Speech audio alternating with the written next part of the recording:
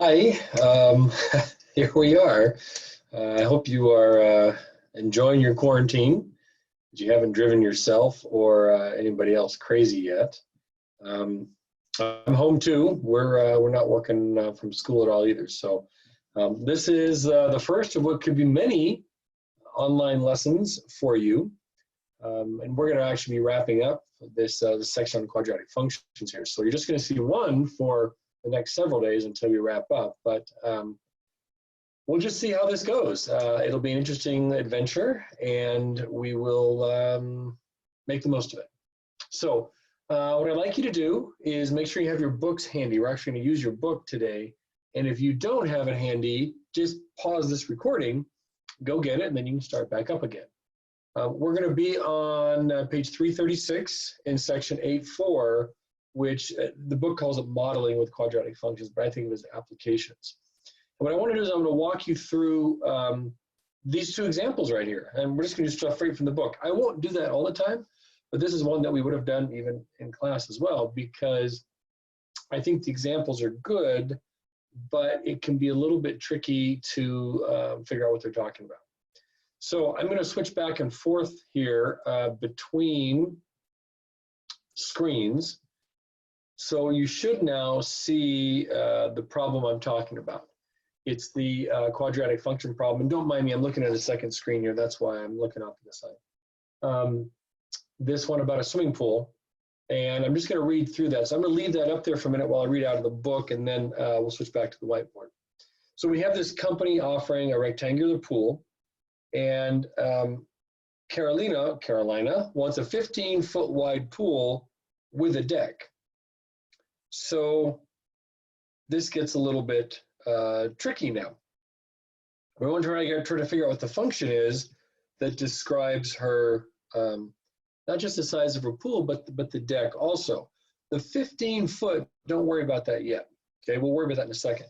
I want you to look at the drawing though, where you'll see that the width of the pool is x feet and the length is 2x, which essentially means that the length is twice as long as the width. And then there's this 4-foot deck around the outside. So I'm going to switch back now. Sorry about that. That's the picture I wanted to show you. So you can see here that there's an x on the width, there's 2x on the length, there's a 4-foot sort of barrier deck around that. So let me go back to the whiteboard here, and let me see if we can draw this up. This is a little bit tricky, but I'm going to see if I can, oh, I might be able to do some shapes here. So we've got this swimming pool, and I will make it blue with water in it. And then we're going to have this, we'll make it a brown deck around the outside that is 4 feet wide on every side. So what we end up with is, we end up with 2x here, but 4 there and 4 there, making a total length of 2x plus 8. And then if we go sideways, I'll change a different color here, we have x width plus 4 and plus 4. And so the width is x plus 8. And hopefully you can start to see here is that now we have the makings of a quadratic function. We can express the area as length times width of a rectangle, which is 2x plus 8 times x plus 8. And we know how to multiply that. I will remind you, because it's been a few days, we're going to use the FOIL method, F-O-I-L. First terms, 2x squared. Outer terms, 16x. Inner terms, 8x, and those are going to combine, remember. And then the last term's 64. So we have this function now that says 2x squared plus 24x plus 64. You may actually notice here that there is a common factor there. There's a common factor of a 2, which if we were factoring this in the other direction, we would probably pull that out. But for now, that's our function. So I want you to look in your book now, and you'll see how 2x plus 8 times x plus 8 becomes 2x squared plus 24x plus 64. And the book is written as f of x. We're just going to write it as a. So moving on to part B, this actually isn't all that difficult. Now she wants this x, which I will highlight right here. She wants this x to be 15 feet. So all you do is you replace this with 15. And you can see, excuse me, in the book, what it looks like to plug 15 in, and the area of a 15-foot wide pool, keep in mind that's 30 feet long, 15 feet wide, will be 874. So that's the first problem. What I want to do, though, is continue on and have you look at the try it, which is at the bottom of the page. This is try it, page 336. And take a look at what changes here. This is where I would ask you in class, what do you know that changes? Notice it changes. But what I'll point out is that the length of the pool is now 3 times the width. So if I were to draw a rectangle now for my pool, it's going to be much longer than it is wide, which means we're going to be looking at this being 3x and this just being x. So if you go back, you'll notice that in the first problem, it was 2x and x. And now it's going to be 3x and x. And we still have these 4 feet on either side, 4 there, 4 there. So the question asks, how does the function that represents the combined area of the pool and deck change? Well, initially, it's not going to look a whole lot different.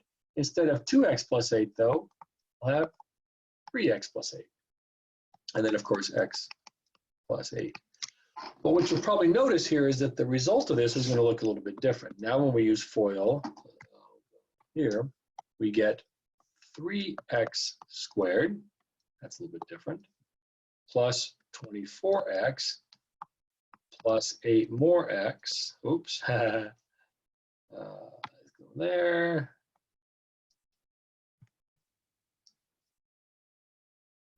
$8x, and then plus 64. So now our area function will be 3x squared plus 32x plus 64. And this time there isn't a common factor because there's no common factor in the factors here. So what this problem does is it just shows you how to take words and maybe a picture and turn them into a quadratic function. Now, we can do things with a quadratic function. You know that in this form, we could graph if we wanted to. We could find the vertex. We could find the y-intercept. We could, find the mirror spots. We could sketch the graph if we wanted to. I'm not saying this would be super easy because intercept of 64 means it's going to be a pretty tall graph and it may not be super easy to graph. But those are things we could do with the graph if we wanted to. All right, let me switch to another example. We're going to move on to page 337.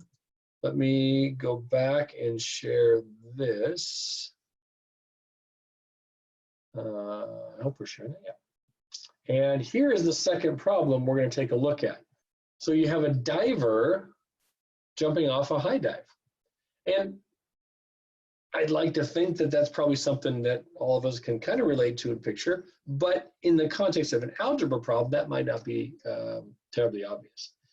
You'll notice that there's a formula on the screen there that's a little bit different than maybe what we've seen before. So I'll write that down as we go through this process. I'll write down what that is. I just want you to see what that is, and then we'll play around with this when we get on to the actual problem. So let's go back to the whiteboard. Get a new page here, and we're going to now tackle the it's called vertical motion. He's not really moving vertically, but here he's talking about this. Good. So h of t equals minus 16 t squared plus, and now we're going to get a bunch of variables, which are a little bit confusing. So let me just take a second and explain what it is you're seeing here. This is not the time to panic. Let me just help you understand. T, well, let me get a different color.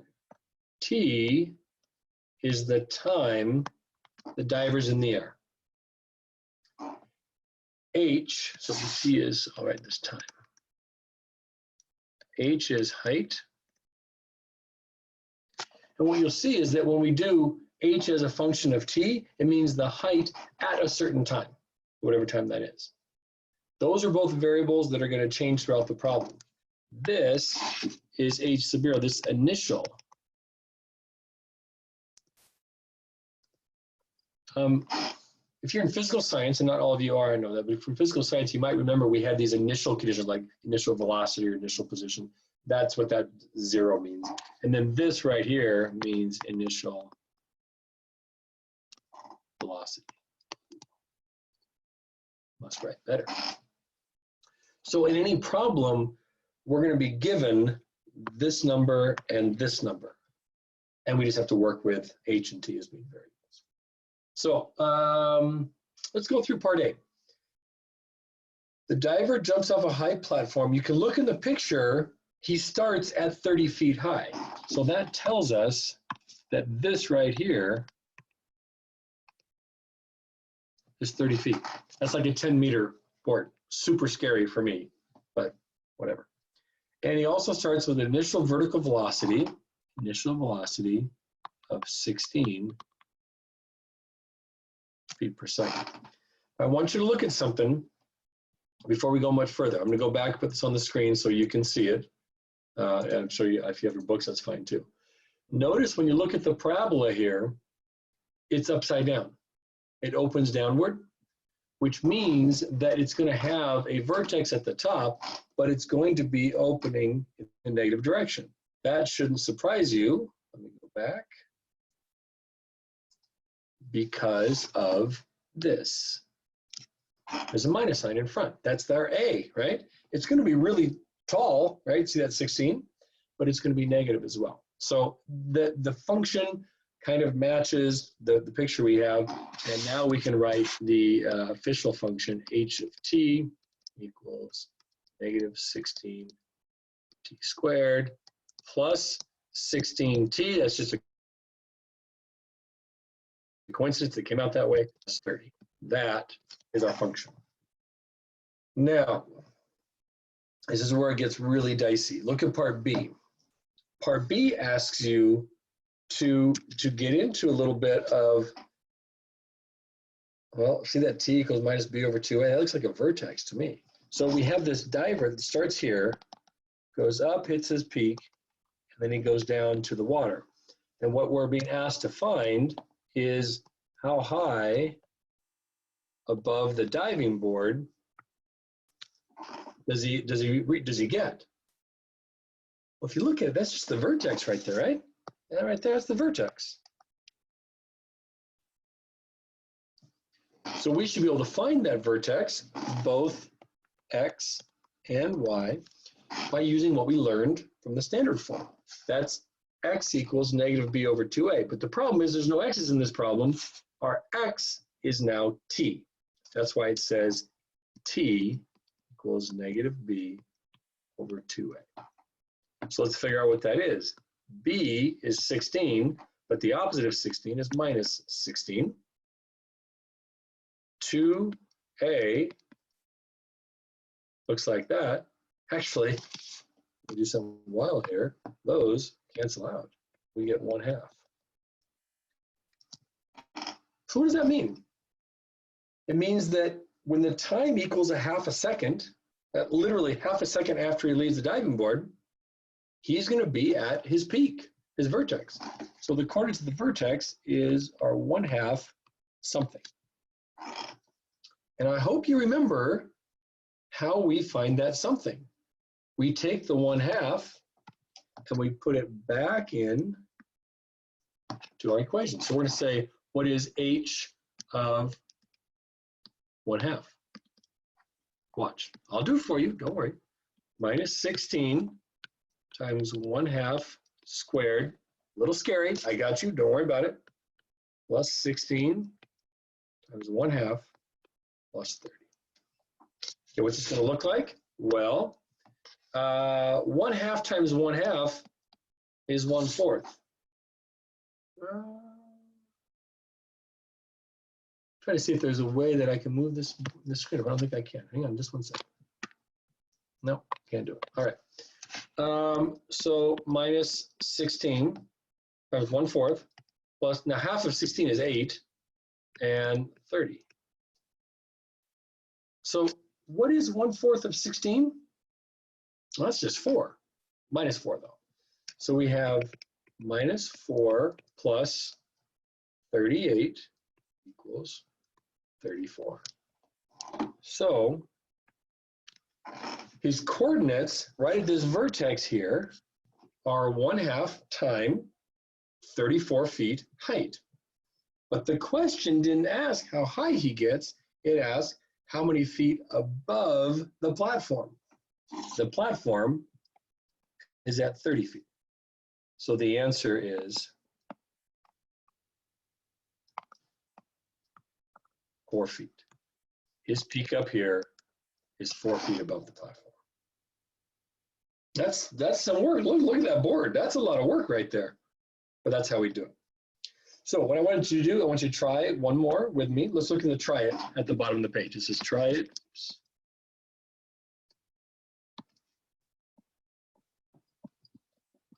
Page 337. The only thing that changes, well, there's two things that change. One is the height above the ground, height of the platform, 20 feet, initial velocity of 8 feet per second. So here's the platform. He's 20 feet up in the air, and it's 20 feet. I'm getting sloppy, sorry about that. And then VO is 8 feet per second. So if you go back real quick, hang on, bear with me for a second. This equation right here is what we're going to use. You can look at it at the top of the page before they put the numbers 16 and 30 in there. So I'm going to write here h of t equals negative 16 t squared. Now, which one is it? It's the speed that went next, so it's plus 8t plus 20. And it asks to find the maximum height again. So let's go through this real quickly. Again, he's going to do something like this. We want to find this distance right here. Okay? So where is the peak going to happen? T equals negative b over 2a, which will be negative 8 over 2 times minus 16. It's negative 8 over minus 32, which is 1/4. Yikes. Okay. So the vertex will be, the vertex will be at 1/4 something. Or if you feel better, 0.25 something. That's fine. All right, so let's figure this out. H of 1/4, I'm going to keep it as 1/4. Sorry, but I think you'll see why in a second. Equals negative 16 times 1/4 squared plus 8 times 1/4 plus 20. Now watch what happens. 1/4 times 1/4 makes 1/16, because 4 times 4 makes 16, but it's in the denominator. Minus 16 plus, now what's 1/4 of 8? Or 8 divided by 4 is 2 plus 20. But don't these just cancel out? Look at this, 16, 16, there's a minus there still. So it's minus 1 plus 2 plus 20, and that's going to be 22 minus 1, or 21. So if he starts at a height of 20 feet, reaches a height of 21 feet, what's the distance? 1 foot. That's it. So those are the two kinds of problems I want you to work on for the next couple of days. I'm going to do a couple problems for you from your assignments. If you want to look ahead, this is going to be number 5. Number 5 on page 340. Look, these are a little bit intimidating, I know. They're a little scary because they're different and they got drawings and words. All I want you to just start. Just start trying to do something. I think you'll be pleasantly surprised. And if you get stuck, ask me, text me, email me, call me, whatever you want to do. You can ask anybody else if you want. We're going to get this figured out. Let's look at number 5. You'll notice it's the same problem. Write a vertical motion model in the form this, and then determine in seconds how long it takes to reach maximum height. So it's not asking for the height above where it started, asking for the time. That would be this number right here. Okay? So it's actually a little bit easier than what we just did. The function should look like this. H of t equals, this is doing number 5 now. V0 is 32 feet per second. H0, the initial height, is 20 feet. I'm going to write minus 16 t squared. Give me a hint. It's always minus 16. That's because it has to do with the acceleration of gravity. Some of you science folks might be able to relate to. This is in feet per second, though, not meters per second. But this is always going to be minus 16. The other two numbers are going to change. Plus 32t plus 20. This is exactly like the previous questions, just different numbers. So how do we find, remember, you start in here, going up, and then coming back down. We want to find the time. So t equals negative b over 2. By the way, did you notice they're giving you pretty nice numbers that work out well? Some of them don't work out so well. This one's not too bad. The minuses cancel out. This is 32 over 32 equals 1. That's it. This is the first part of number 5, and that's the second part of number 5. Write a function. They call it a model, but it's a function. And then determine how long in seconds it takes to reach maximum height. That's it. Okay, getting there, maybe? All right, we got one more to do here. Let me go on and show you this last one. I want to look at question 14. So question 14 is on the right-hand side. This should look a little bit more familiar like the swimming pool problem. So we have this rectangle here, and it has a couple different dimensions. The top is 2x plus 4, and the side is x plus 3. The question says, use a quadratic function, graph the function, then evaluate the function for x equals 8. So we've got A, B, and C to do here. We know what area is. Area equals length times width. So that's going to be 2x plus 4 times x plus 3. A little bit of FOIL. I'm going to speed up the process a little bit here. I get 2x squared plus 6x plus 4x plus 12, which is 2x squared plus 10x plus 12. That's our function, our model. I'm actually going to skip ahead real quick and show you how to do part C, because now all you have to do is let x equal 8. So area equals 2 times 8 squared. We've done this before. Plus 10 times 8 plus 12. This is 64. 8 times 8. And 64 times 2 is 128 plus 80 plus 12. Oh boy, I'm going to do these two first. Those two make 140 plus 80. I get 220. Okay, cool. Now, the only thing we have to do now is graph. So, I know we got to be able to go up to 12. I'm not really sure exactly what this is all going to look like.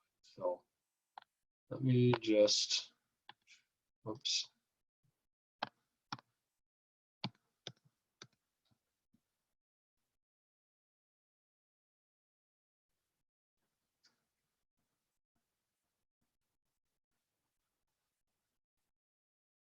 Look, we're all just making do, right?